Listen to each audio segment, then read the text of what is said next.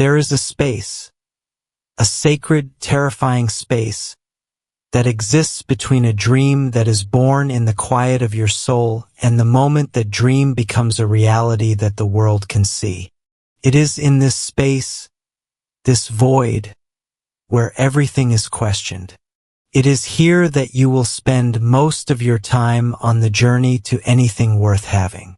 And let me tell you something right now, from the very heart of my own experience.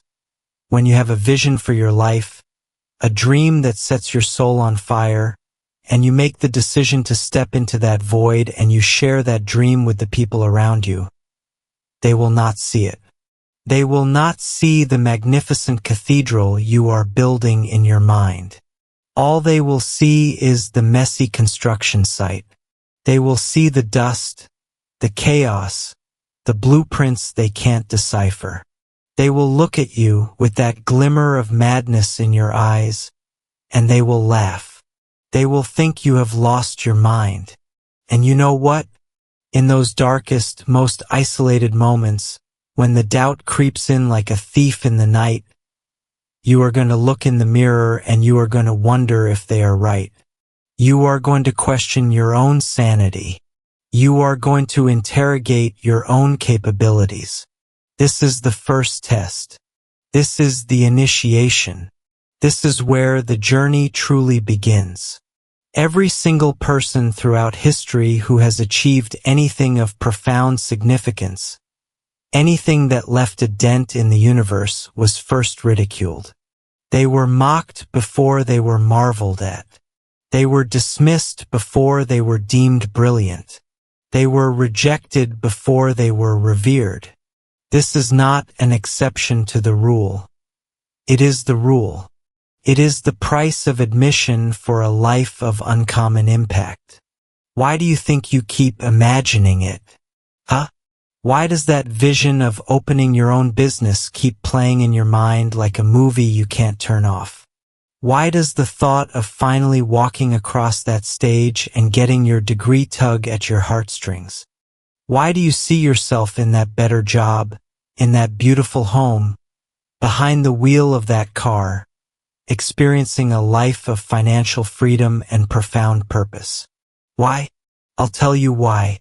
Because the universe, God, Source, your higher self, whatever you choose to call that infinite, intelligent energy that courses through all things, is speaking to you. It is not a random daydream. It is a download.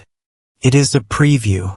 It is a showing you a glimpse of a future that is already available, already encoded with your name on it, waiting for you to have the courage to claim it.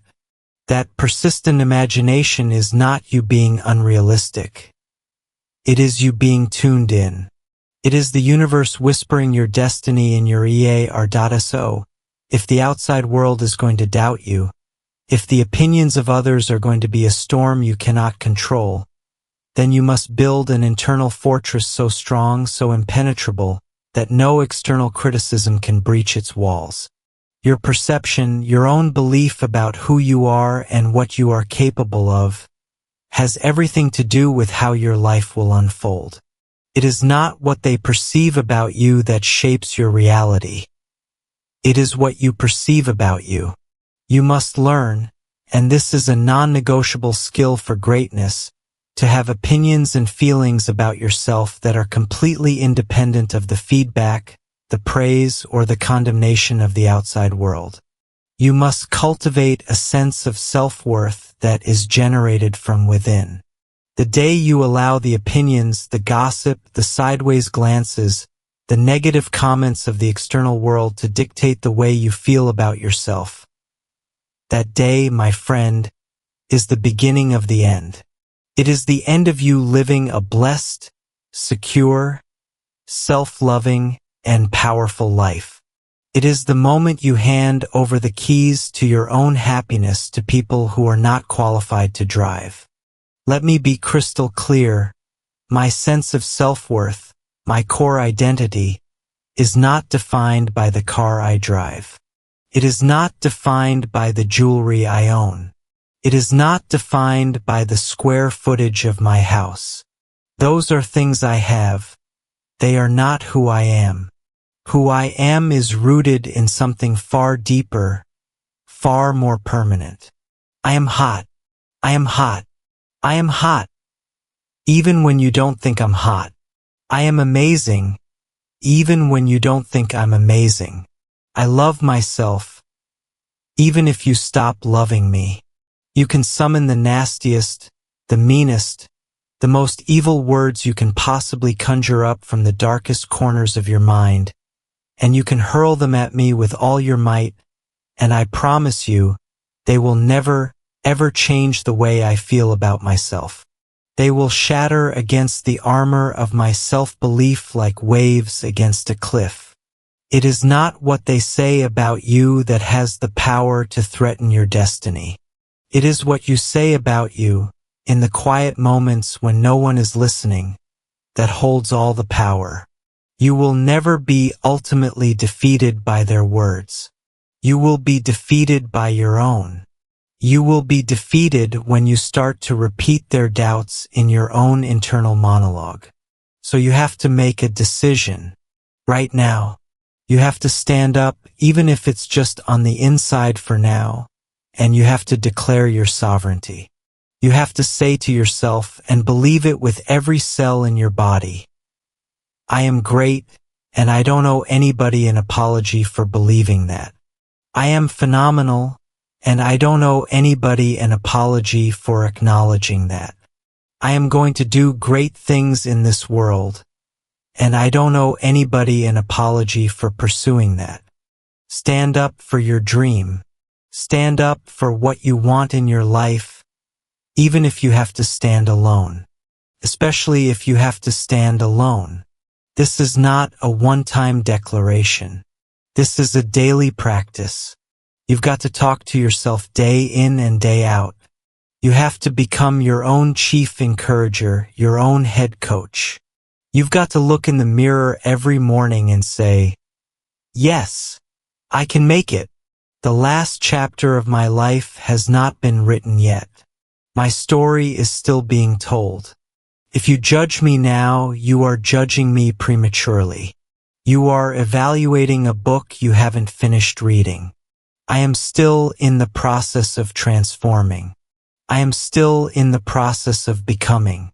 I am a work in progress, and the final masterpiece has yet to be revealed. Crafting a life that you love, a life that is a true expression of your highest potential, requires you to become a little bit unreasonable. The playwright George Bernard Shaw said it perfectly. The reasonable man adapts himself to the world. The unreasonable one persists in trying to adapt the world to himself. Therefore, all progress depends on the unreasonable man. You have to be willing to be that unreasonable person. The person who demands more from their 24 hours. The person who works while others are sleeping. The person who studies while others are entertaining themselves. The person who saves and invests while others are spending. The person who says no to good invitations in order to say yes to the best opportunities for their dream. This means you will lose friends. This means some people, even family, will not approve. They will call you arrogant, selfish, unrealistic. They will say, "Who do you think you are?" And your only response internally should be, "I am someone who is dreaming again, and I will not stop." You cannot expect people to believe in your dream the way you believe in it. The problem with many people is they want a cheering section before they've even taken the first step. They want validation for a vision that exists only in their own mind. It's your dream. It's yours to believe in. It's yours to fight for. If you want it to happen, you have to get your butt up and make it happen. Rise and grind. It's that simple and it's that hard. What if, after every rejection, after every no, after every meeting where no one showed up, after every betrayal, after every failure, What if you adopted an attitude of relentless forward motion? What if, when the car gets repossessed, when the lights get cut off, when nobody believes in you, when you've lost again and again? What if you still pulled out the blueprint of your dream, you looked at it every single day, and you said to yourself with ironclad conviction, "It is not over until I win." Life will yield to you when you demonstrate that you will go to war for what you want. I will go to war for what I love. I will not stand down. So if you get in my way, if your doubt, your negativity, your attempts to hold me back get in my way, I will not be deterred. I will either step on you or step over you, but I will keep moving forward. This is my territory. This is my turf. This is my life, and I will protect it with everything I have. You have to learn to use the negativity as fuel. Let the haters motivate you. Every negative comment should trigger you into productive action. When people talk about you, you work twice as hard to silence them with your results. You don't take advice from sheep when you're a wolf. You don't listen to the critiques of people who have never dared to do what you're doing. This is your time. This is your moment. There is no such thing as tomorrow. We only have today. No one is coming to save you.